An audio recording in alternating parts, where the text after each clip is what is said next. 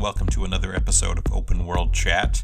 I'm John Odom, and my co-host Jim Dandino and I recently had the great pleasure of speaking to cartoonist Shannon Wheeler.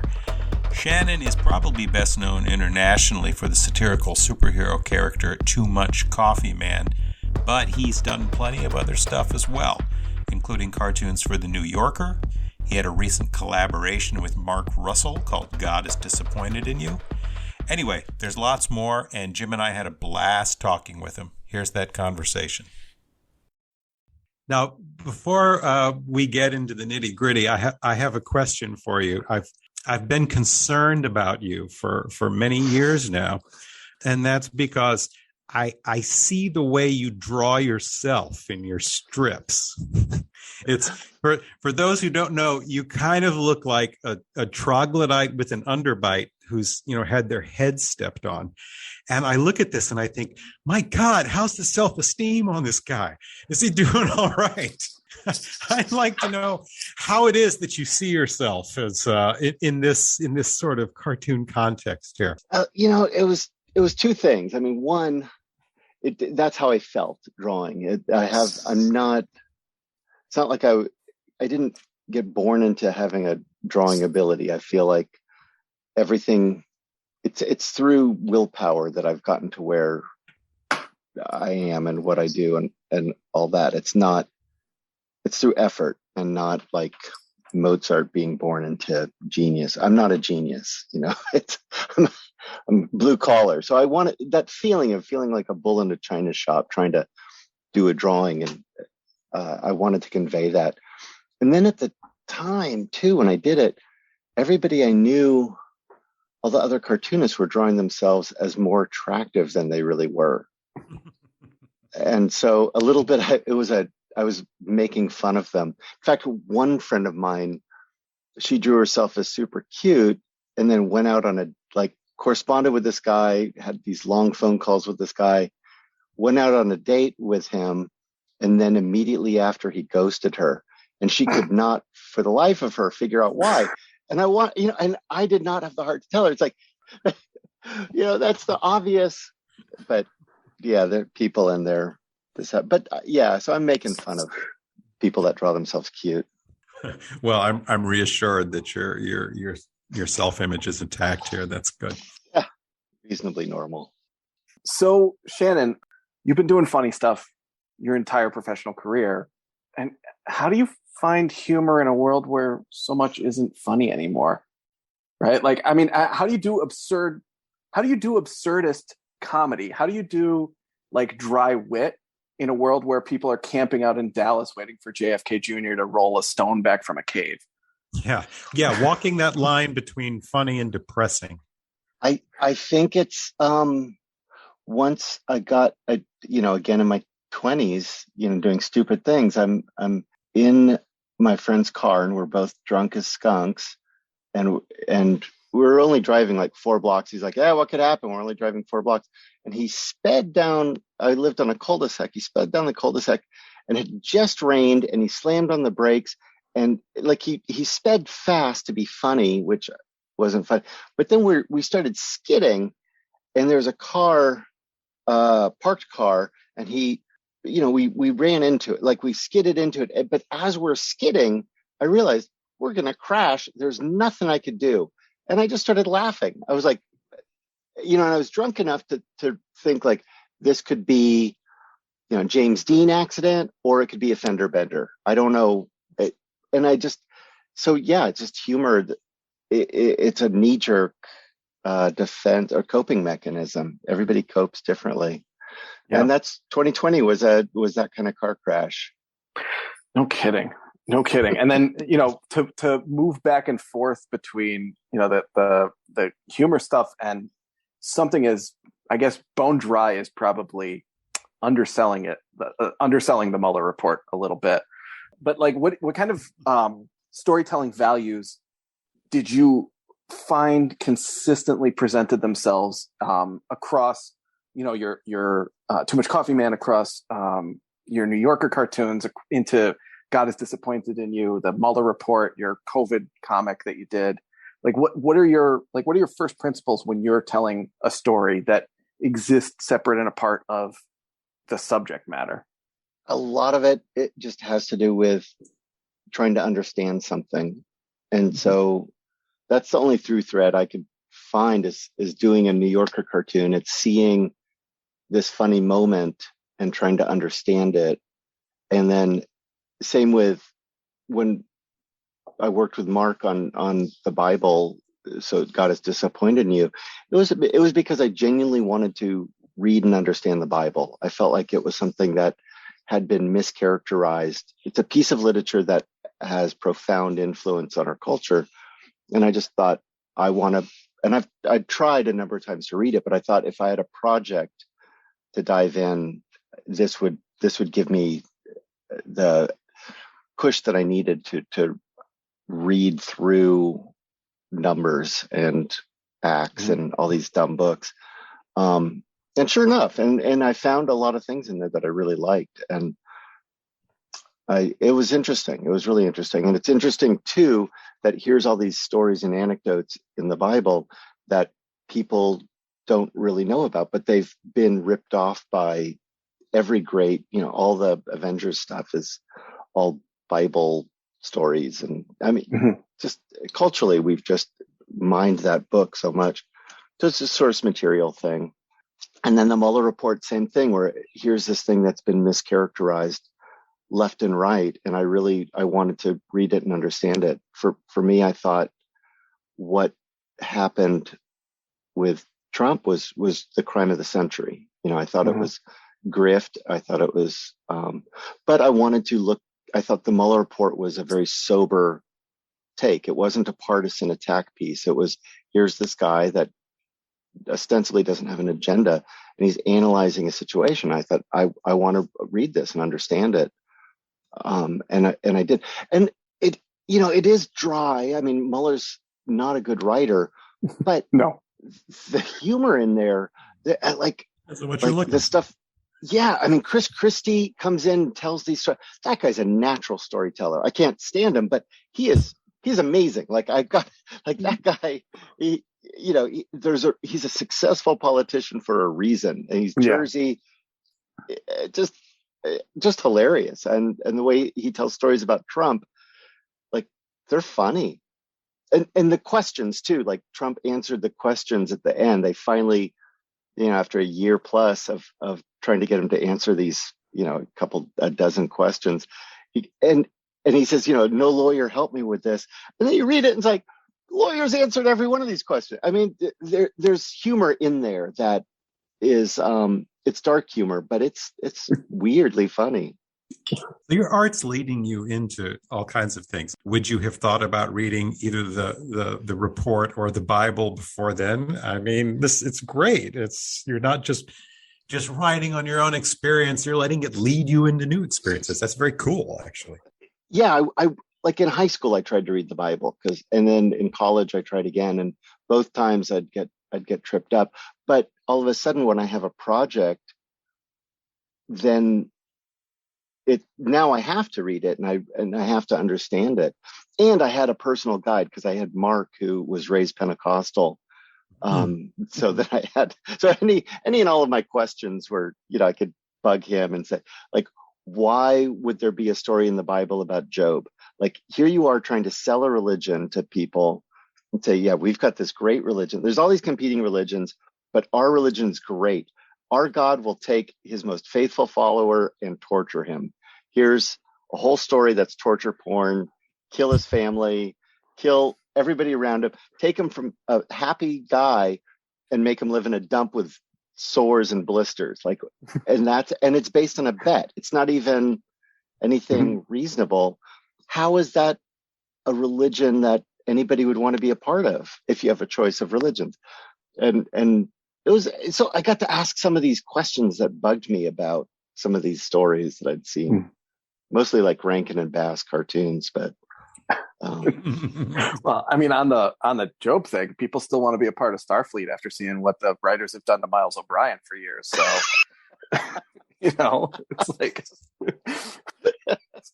fair enough. It's kind of the same thing. I mean, he forgets his family constantly. So, it's almost exactly like giving him sores and boils.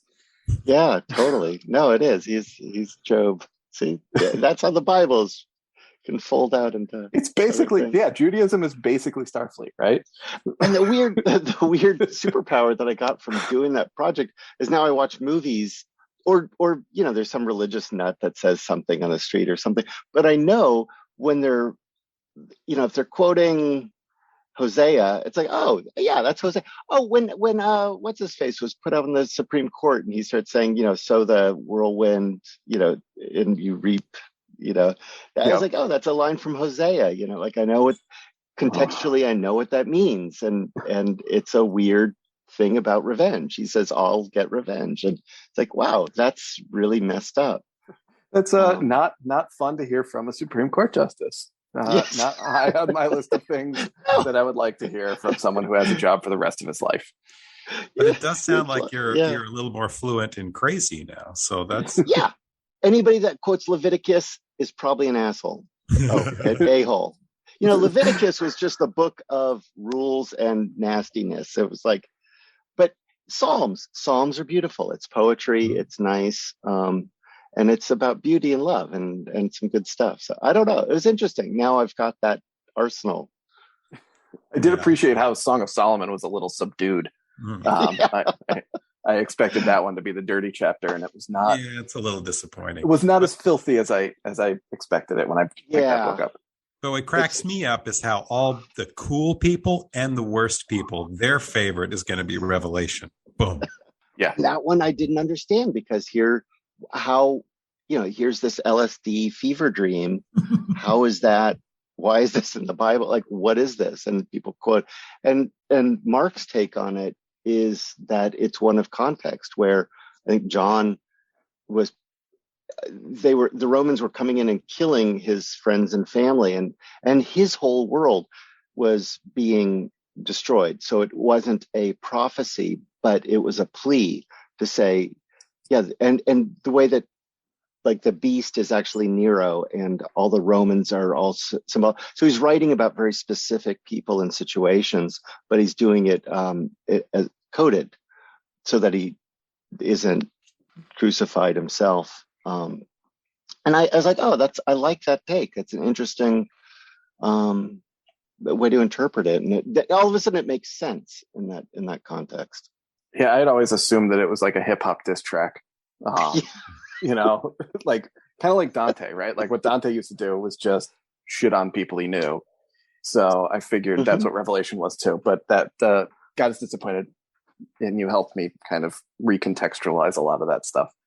That's good. And another strategy I have is always work with people smarter than myself. So Mark Russell, the success he's had recently writing all that stuff is well deserved because he's a very bright guy.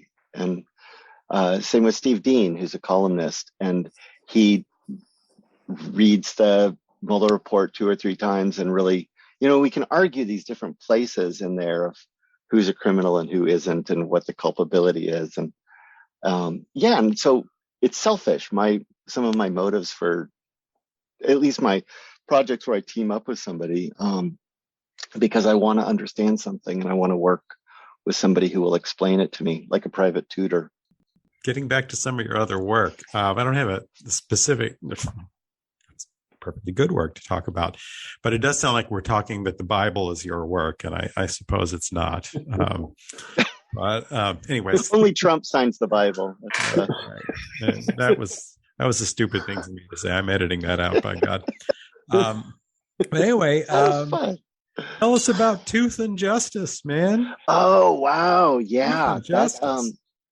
And I probably shouldn't talk about it, but because there's nothing like letting the air out of the tires of a car or project to talk about. But yeah, I'm actually working to collect some of that for Dark Horse, and that was my college strip, and I'd wanted to do narrative cartoons, and I started off at my college paper doing gag cartoons. So I was doing single panel things, and then eventually moved into doing the strip. And the editor was doing a narrative cartoon where you have a little joke every day, but you move a plot. I just loved that, and I always thought this would be the thing to do.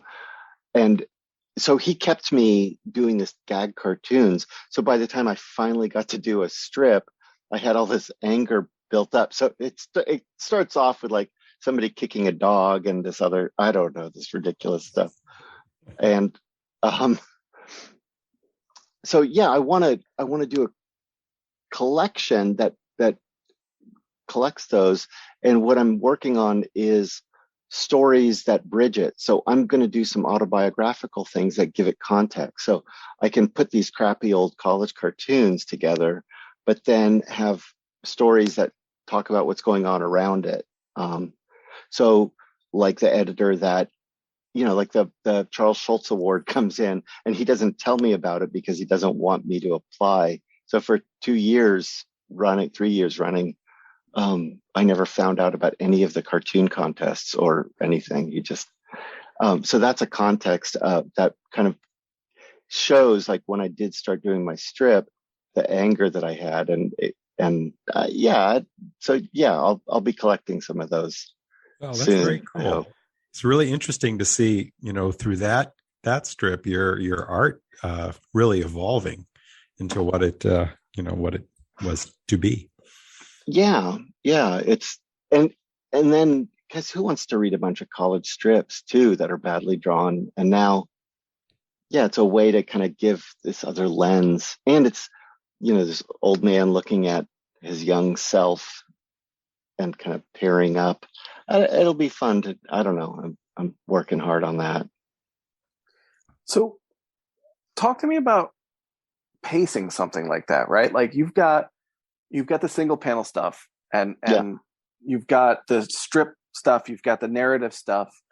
Obviously there's a very specific pacing to how the jokes are told, different, via the different kind of formats.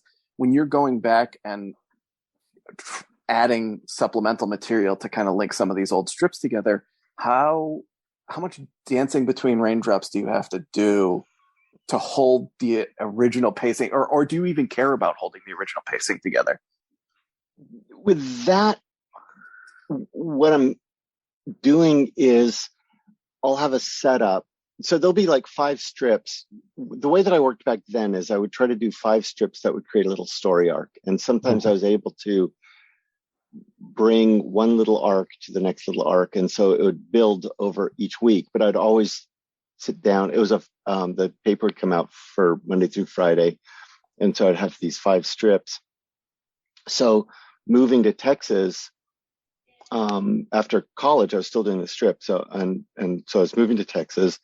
And so I had strips about packing and then getting a car to drive and then finally hitting the road. So each strip built. So then the real life, what I'm going to do is have a real life setup about kind of the dark side of that decision.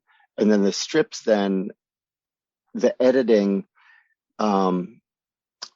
So I'll have the 5 strips in the book that create that one little story arc, but then it'll be like having an introduction and then a epilogue that will sandwich it. Right. Okay. So kind of recontextualizing without modifying too much. Yeah. I want to keep the original strips as they are. And then now I've got the lens of what I see now of like how stupid I was in relationships and how I was at this school that had all these opportunities and I took advantage of almost none of them. Where I put tons of work into something that meant nothing, and then something that meant something I would just ignore and not care about. I don't know. Yeah. Just the stupidity of youth. That's the context for most of those cartoons. I'm intimately familiar. So here comes the Too Much Coffee Man questions. Or here come the Too Much Coffee Man questions, I guess. So, is it fair to say that TMCM has a cult following at this point? I mean, does you get to use the word cult here? I don't. That, but I don't know. I mean, what's neat is I still get photos of people with tattoos, and so that's a unique privilege. Yeah, well, see, that sort of feeds my question a little, doesn't it? Yeah, and it's neat. I mean, some of like I just got one from a guy in Russia who has a Too Much Coffee Man tattoo, and that tripped me out. There was a porn actor who has a giant Too Much Coffee Man tattoo, and I got a photo of it, and it was just really so. I some I don't know gay porn actor. So I on social media I post that picture, and I said, "Oh, I can't. He's a movie star. I can't wait to look at his movies. I'm about to go watch. I don't know." And everybody's like, "Don't go see it. Don't watch this." I was like, "Whatever." Like it was just silliness. I don't know if there's a cult flaw. But a little bit seeing people get tattoos, like, oh wow, I cannot sell out this character now. Like, there's no way. There's a weird, like, I can't imagine getting a tattoo of, I don't know what guy, if you're really into Fish Police, and then the Fish Police cartoon came out, and you're like, this is terrible. Well, I consider myself part of the cult, so that was a very complimentary question, one close to my heart. No, I appreciate it. I mean, the worldwide appearance of this character. I know there were some knockoffs that you found. Yeah, that was funny. Yeah, that was funny. And is this something? Did you really, really, really have to push to get this character out there to the degree he is, or did lightning strike? Did it sort of come out of your grip? Yeah, I mean,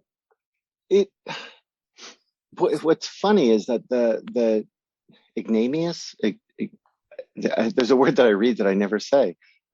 Ignominious? Yeah, that's the word. Thank you. Here to help.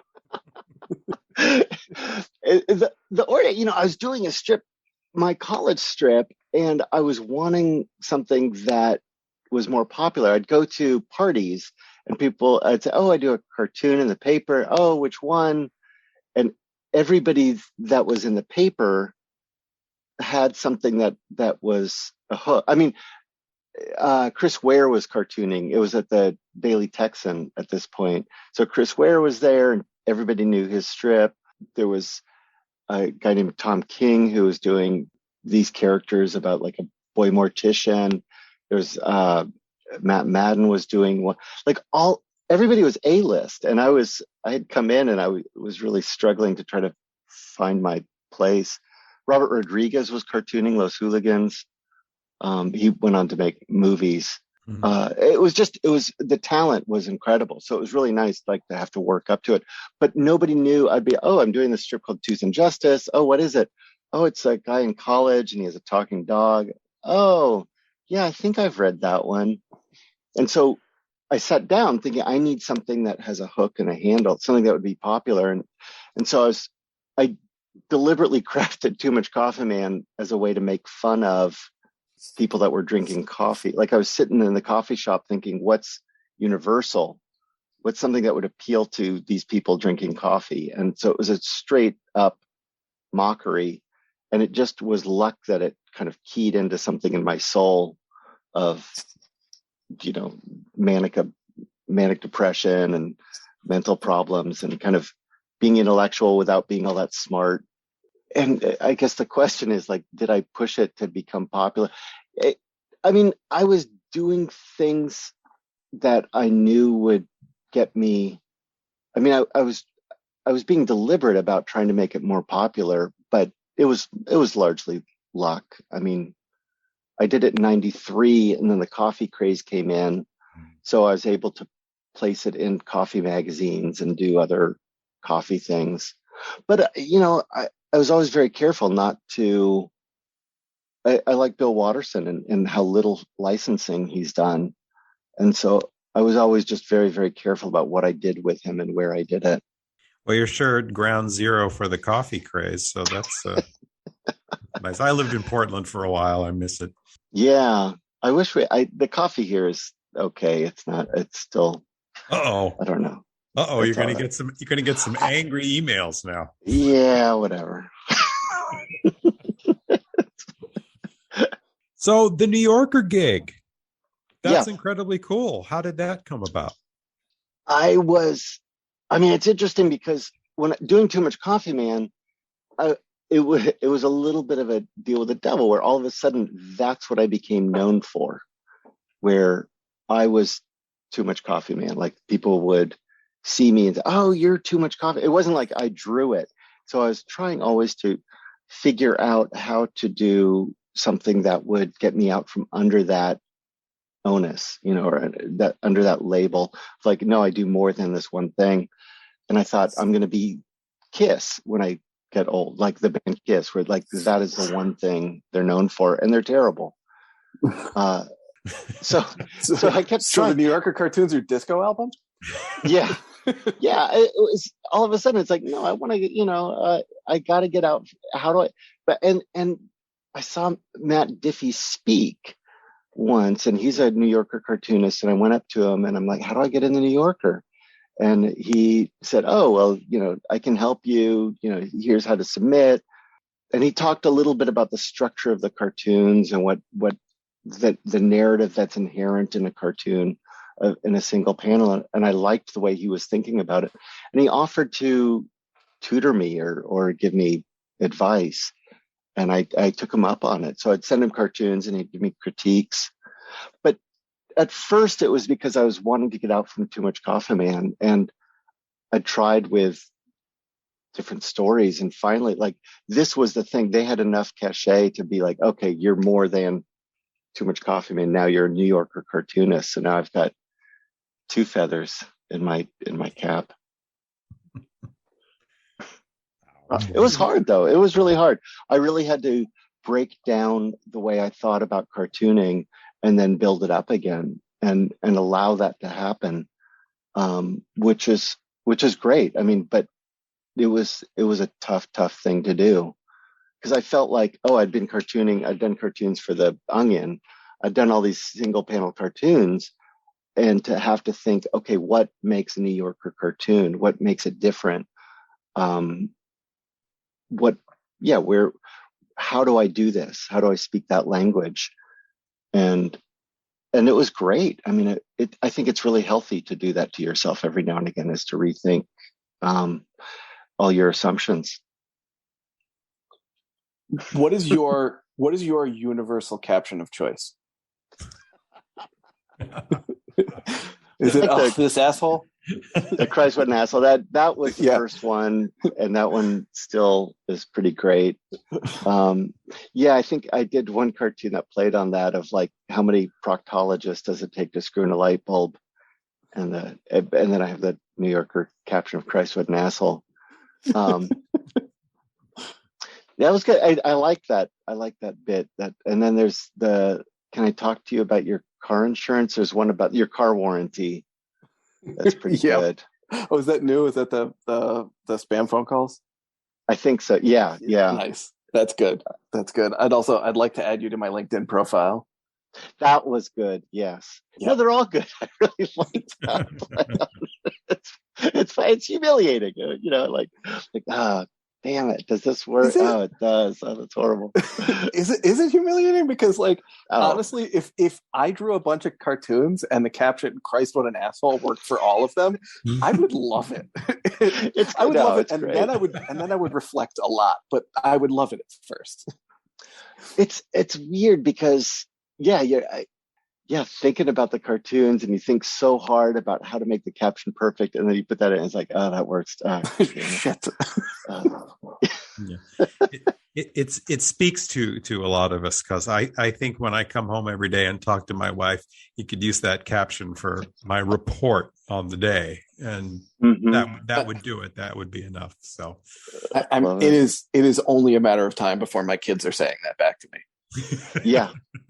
I'm already getting, God damn it, Ted, about my dog. First words. Yeah. At least you don't have a dog that can say that. Not yet, at least. One of them will figure it out, though. Goddamn dogs. They'll breed that dog. Yeah. Yeah. Right. I liked. I mean, there was so many things about doing Too Much Coffee Man that were so much fun, and then the things that I thought were fun about it didn't play out. Like I did the comic book so that there were three stories. There was the guy that was drawing Too Much Coffee Man, the Too Much Coffee Man proper, and the guy that was reading it.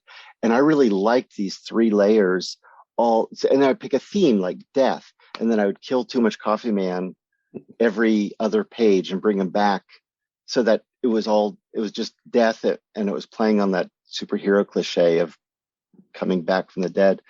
And then they go to a funeral. The cartoonist goes to a funeral on kind of a date. And then there's talking about death with the guy that's reading. So that was the theme. And then there's one of love. There's the origin issue, and it was all about origins. And I liked looking at a theme from three different perspectives. And then there's this overall arc in the comic books where the cartoonist slowly becomes more successful, and then the person reading it is slowly becoming less successful. But I looked at that as a graphic novel, and like these things were not really recognized out. And those are the things that I thought were really fun. I did every other issue, so it was a black, white, so that if anybody did a display, they could make a big checkerboard pattern on the wall. And I was like, God, that's clever. I haven't seen anybody do. Oh, I mean, I skipped an issue so that I got bored drawing the story, and I was like, this is just kind of a fill-in story where I want the plot to go from, issue 6 to issue 8, and issue 7 is just sort of like this, like paint by numbers, where everything was just boring. And I thought, what I could skip ahead, but I had these 9 issues planned to make the grid, and then I knew what needed to happen in that issue, but I wanted to skip it. And I thought, well, I can just skip it if I want to. And I was like, well, that's against the rules. I was like, well, it's my comic. I'm making the rules. So I made the rarest comic ever because it doesn't exist. I skipped that number, which I thought was hilarious, but like, it's one of those jokes that nobody cares about. I don't know. The Japanese bootleg had some legs. I mean, that one, it's where I was thinking like, what makes a good design on a t-shirt? And kanji, all these cartoonists were using kanji, the Japanese lettering, because it's 4,000-year-old lettering, and it's beautiful. It's slowly evolved into this. So you throw it next to any image, and all of a sudden it elevates that image into looking good. And I thought, okay, I want kanji, but that's really disingenuous to appropriate somebody else's culture. And I'm not connected to kanji at all. But then I thought, what if I licensed and sold it in Japan? I was like, okay, well, that's justification then. And I like those English shirts that they sell there where it's the bad English. And I thought that's kind of a play on that. And I was like, well, how do I license it? I'm like, there's no way. And I thought, well, okay, what if I get a bootleg? What if I get this design over to Japan and they sell it there and it's kind of a bootleg? And it's like, well, I don't have any connections there. And I thought, well, what if I just say it's a bootleg and somebody else did this design and now I'm bootlegging that? And so it's a bootleg of a bootleg. And I was like, that's funny. And it plays on this whole idea that Japan, that they appropriate American images for it just played really well. And so that's another one of those jokes where it's like, oh, I like this. It's circular. It's funny. It's commentary, but it's kind of one of those jokes that nobody thinks is funny except for me. I think that's genius, man. Yeah. The missing issue is awesome. The bootleg of a bootleg is like some real underground DIY stuff that I think if you tried it right now, I think it would get a lot more burn because it feels like people are primed to deal with it. It's avant-garde, but like also kind of counterculture in a way that feels of the moment right now. Yeah, I might have been ahead of my moment there. There you go. For your time, you were a prophet. Yeah, there you go. Maybe Hosea, the one with the cheating wife, but I don't know. Hopefully not Job, right? Right, not Job. He wasn't. Was he a prophet? I thought they No, were he all was prophets. he was just some dude. Just Yeah. some He dude. was just It's some just dude who they liked treated God. like shit. Yeah. Hey, man, we're back on the Bible again. That's Right. That's kind of Well, awesome. it's like you said, it always comes back to this, right? It always comes back to this. So you were good enough to squeeze us in here. You've got a showing tomorrow, was it? Yeah, the opening's tomorrow, and yeah, all the work's done. It was nice. It's New Yorker cartoons, and the PCPA, with Portland Centers of Performing Arts, now the Portland Five. It's the downtown theater that has 5 theaters in it, and the atrium, which is the main area. They gave me the space, and I put up 60 plus cartoons, originals down there.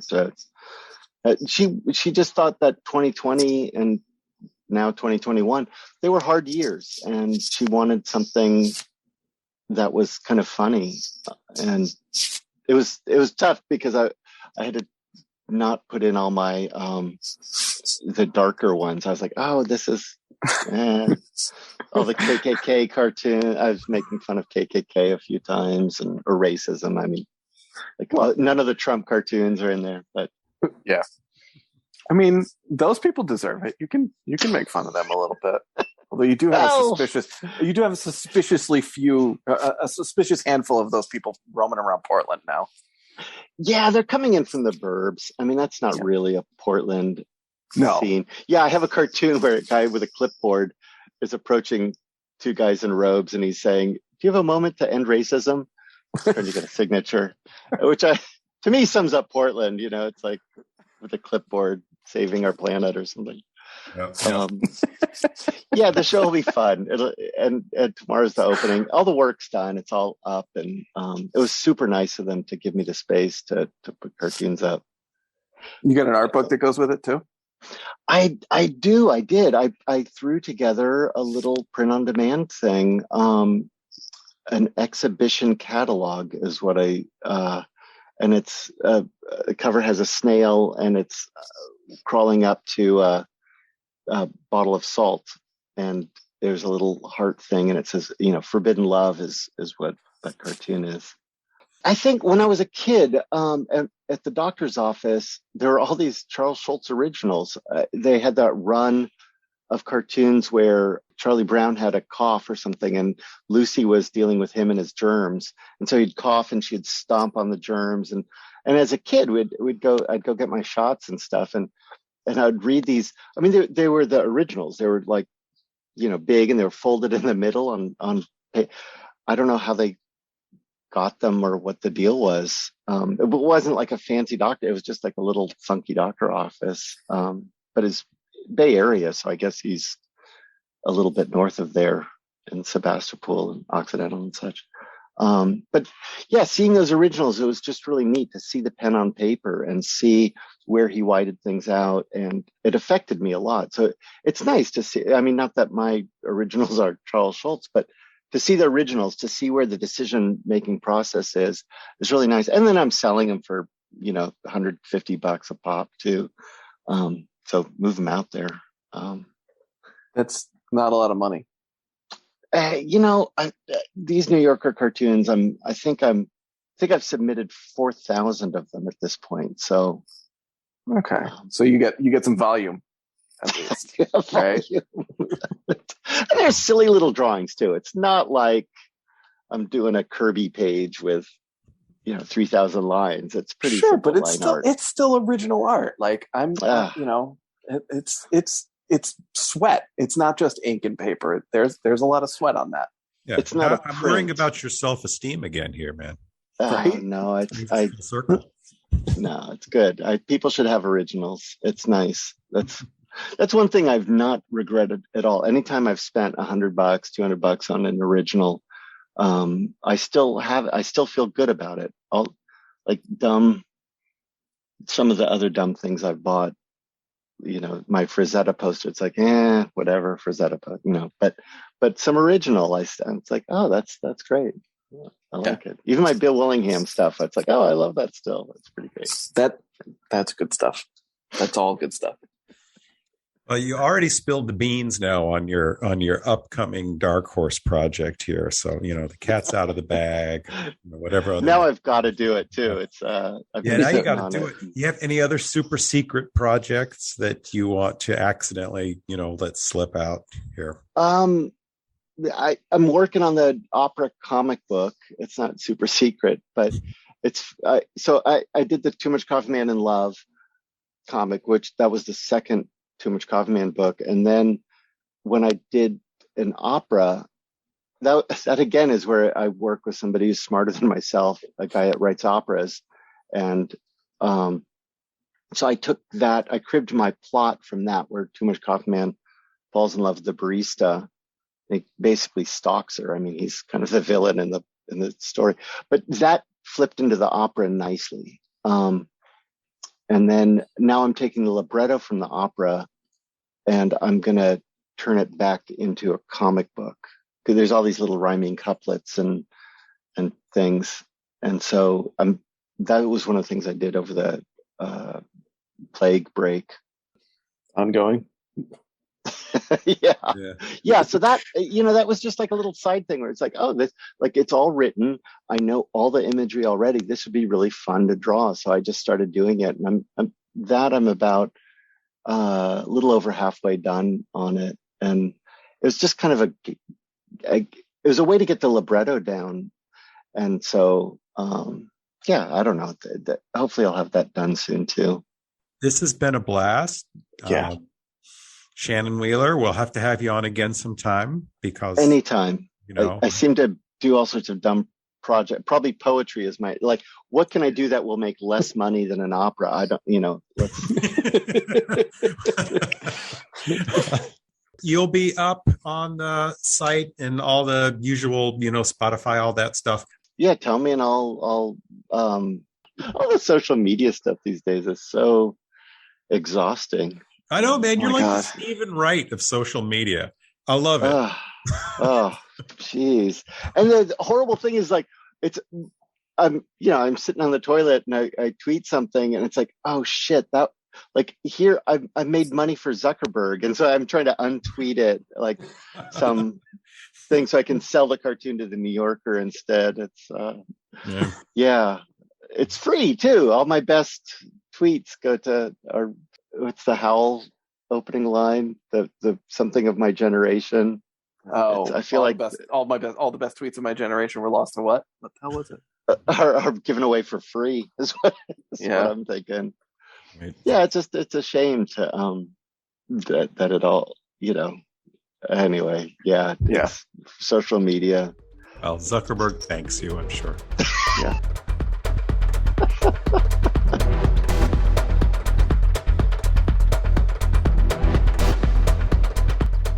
And thanks as always for listening. Our theme music is by Christopher Piatek.